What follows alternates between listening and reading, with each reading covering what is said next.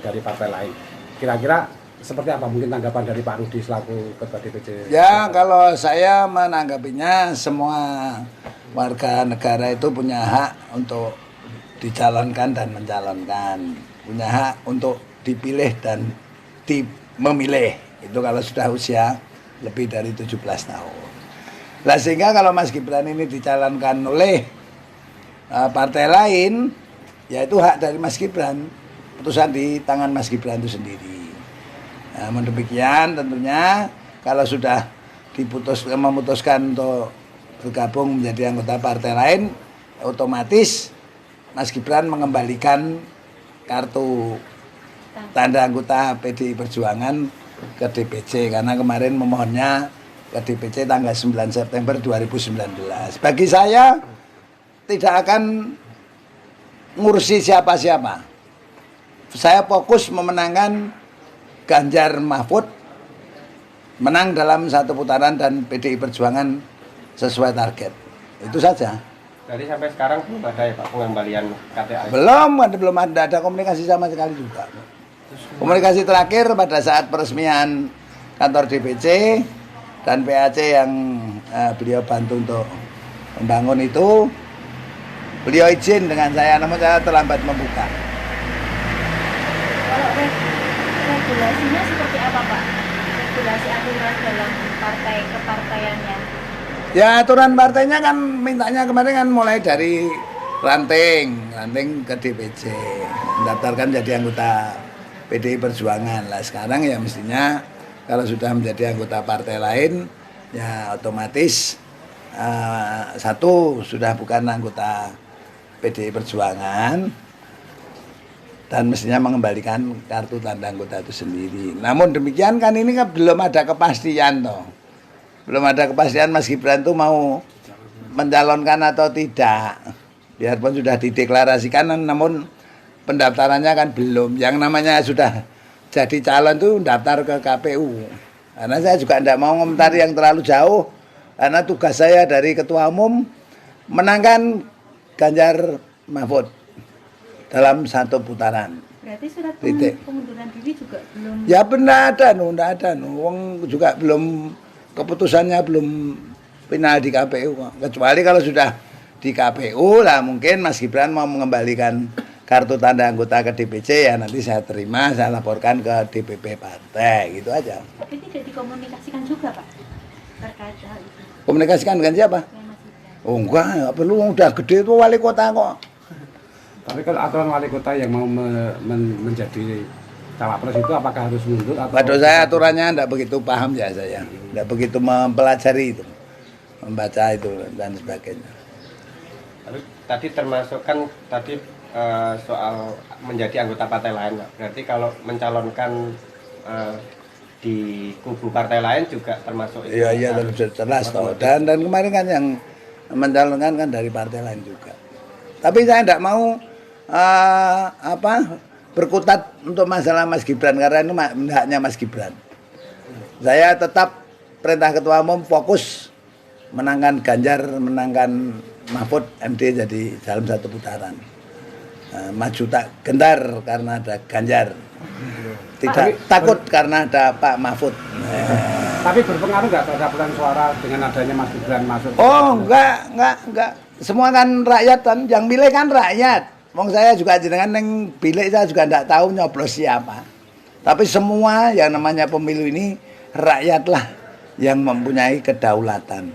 Makanya Ganjar Mahfud tuanku adalah rakyat. Jabatan hanyalah mandat. Pak, tapi misalnya besok itu memang benar-benar mendaftar di KPU untuk pasangan Prabowo Gibran gitu secara otomatis sudah keluar. Baru daftar, belum ditetapkan. Oh, berarti pas penetapan. Ya, kalau sudah ditetapkan sebagai calon, nah saya mesti Mas Gibran juga pasti punya langkah-langkah sendiri. Saya yakinlah untuk itu. Saya tidak pernah berpikiran negatif ke siapapun kok. Secara etika sih Pak. Hah? Secara etika. Oh, itu biar yang nilai masyarakat. Jadi dulu waktu Rusri Ningsih Bupati Kebumen mencalonkan wakil gubernur lewat Gerindra ya diam-diam langsung mencalonkan, otomatis anggotanya gugur sampai sekarang. Lantas Pak Slamet Suryanto almarhum yang tadinya dari PDI Perjuangan terus mencalonkan dengan partai-partai kecil waktu itu, ya otomatis tidak menjadi anggota partai lagi. Mbak Yuni, Bupati Sragen, tadinya kan mencalonkan dari PKS dan Gerindra. Ya saat menjadi yang PKS Gerindra itu bukan anggota PDI Perjuangan lagi. Namun ketika mencalonkan yang kedua lewat PDI Perjuangan ya berarti jadi anggota PDI Perjuangan lagi. Itu hal yang kayak begitu itu sudah sering terjadi. Nah, bagi saya tidak ada persoalan. Yang penting saya berjuang dan berjuang. Tadi yang sampaikan maju tak gentar karena ada Ganjar, tidak pernah takut karena ada Pak Mahfud. Tapi kalau ini Pak, dicalonkan dari partai lain gitu, pengembalian KTA itu harus dilakukan si pemilik KTA ini. Lah dulu yang minta kan ya Mas Gibran Dewi ke DPC. Idealnya berarti. Ya idealnya seperti itu. Namun kalau mau suruhan pun ya tak tompo. Pak, kalau selama ini berarti kan menjadi kader sudah 4 tahun ya. Menurut Pak Rudi sebagai ketua DPC gimana? Apanya? Perannya Mas Gibran selama 4 tahun menjadi. Lah perannya beliau sebagai wali kota kan melayani masyarakat kota Surakarta. Kalau dalam partai gimana? Partai ya sebagai kepala daerah tentunya kalau rapat 3 pilar beliau mesti hadir. Kalau tidak hadir mesti izin itu aja. Pak, kalau menilai sebagai mantan wali kota kinerja Mas Gibran sendiri selama ini. Bodoh, yang menilai saya, menilai Mas Gibran, menilai Mas Teguh, menilai Pak Purnomo dan lain sebagainya itu masyarakat, ya tanyakan masyarakat aja. Kan masih pernah ada 17 program prioritas itu. Lah iya, maksudnya dengan program-program itu kan yang bisa menilai masyarakat. Nanti kalau yang menilai saya dengan kondisi politik kayak gini tendensius. Wong saya itu tidak pernah mengejek Mas Gibran, tidak pernah mencaci maki Mas Gibran. Itu aja sudah diadu domba. Katanya saya tidak sepaham dengan Mas Gibran karena saya tidak sependapat dan saya selalu musuhi Mas Gibran. Nah kalau musuhi keputusan-keputusan di DPRD itu kan saya punya kemenangan. Apa yang diharapkan oleh wali kota pasti DPRD pasti konsultasi dengan saya dan itu saya pastikan disetujui. Kalau 17 program itu apa ada andil PDIP juga Pak untuk program prioritas? Oh dan itu kan visi misinya Mas Wali sendiri. Ada andil dari PDIP. Tapi sejauh ini berarti PDIP dan pemerintah kota itu kerjasama terus ya Pak? Ya kerjasama. Tidak ada keterkaitan yang menilai kertakan orang lain. Yang menilai itu adalah organisasi. Ya, tugas saya kan mencetakkan KTA. Kalau pelanggaran disiplin yang memutuskan itu adalah DPP. Seperti Pak Richard Miko kemarin kan langsung dukungan kan langsung ada sanksi seperti itu. Lah ini kan belum. Makanya kalau belum penetapan KPU, Mbak Mega juga tidak akan bicara. Dan saya itu dilarang bicara loh ini. Namun aku jenengan datang ke sini itu apa ya tak omongi aku dilarang bicara ngono tak kan yo ora. Berarti kok rene pas penetapan. Kalau